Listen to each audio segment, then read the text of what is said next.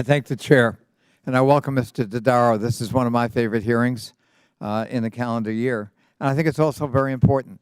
If you really want to get at waste, fraud, and abuse, and you want to achieve efficiency, which is the ability to maximize good outcomes while minimizing waste, wasted time, wasted energy, wasted money, the high-risk list of GAO is a great place to start. In fact, when this committee has paid attention to that list, we have effectuated serious savings.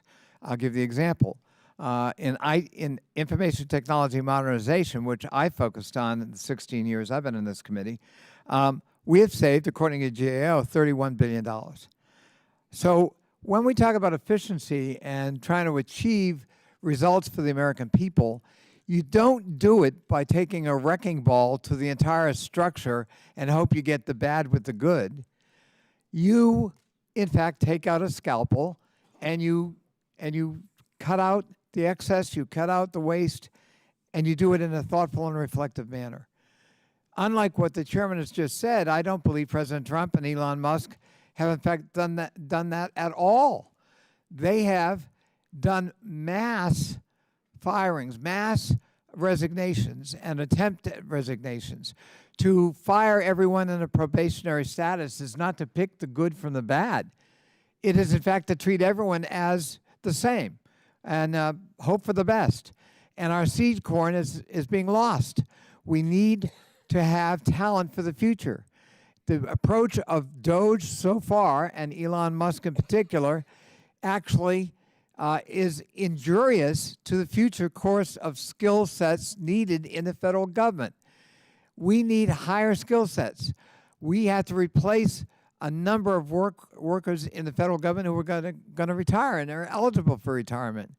Unfortunately, the approach of this administration so far, led by Mr. Musk and DOGE, does not do that at all. So I'm looking forward to talking about other opportunities like improper payments, which this committee talked about for years. I believe, Mr. Darrow, the improper payments add up to something like $281 billion a year. You know, if we multiply that times 10, that's almost $3 trillion we could reduce the debt by if we got serious about dealing with improper payments. When we look at revenue owed to the federal government, owed to IRS, but not collected because of IRS's inability to audit and collect, that number is anywhere from $0.5 trillion to $1 trillion a year. The last Trump commissioner of the IRS said it was $1 trillion a year. Well, if we took that high number and multiplied it by tens, that's $10 trillion. You know, that's a third of the national debt almost. So there are things we can do. Another one is legacy systems, which again GAO has talked about.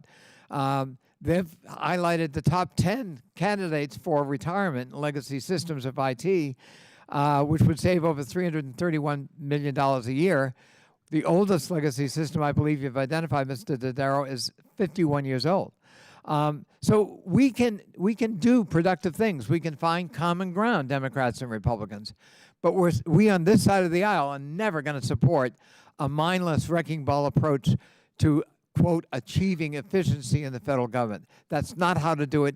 It will wreak harm on the American people. It will damage our form of government, and it's not something that will ever merit our support. I yield back.